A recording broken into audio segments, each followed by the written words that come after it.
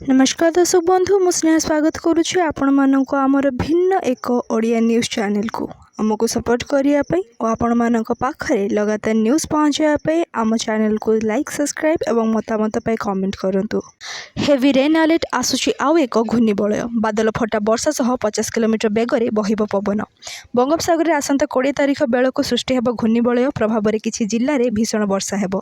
तेबे आसंतु जानिबा आज केउ केउ जिला को प्रबल वर्षा नहीं अलर्ट जारी होईछि। राज्य में जारी रही खराब वर्षार लुचकाली खेल बुधवार और गुरुवार मध्य राज्य में बिजुली घड़घड़ी सह वर्षा हेब। शुक्रवार राज्य में वर्षार परिमाण विस्तृत भाव ह्रास पाइब। 20 तारिख बेलू बंगोपसागर में आउ एक घूर्णिबलय सृष्टि हेबार संभावना रही। 22 बेलू राज्य में वर्षार परिमाण वृद्धि पाइबा नहीं भुवनेश्वर पाणीपाग विभाग पक्षर सूचना मिली। एवं मौसुमी अपसारण प्रक्रिया आरंभ होता बेले ट्रंप लाइन प्रभाव में राज्य में वर्षा होउछि। भारतीय पाणीपाग संस्थानर पूर्वानुमान अनुଯାयी सेप्टेम्बर और अक्टोबर राज्य में बिजुली घड़घड़ी सह वर्षा नहीं सतर्कता जारी होईछि।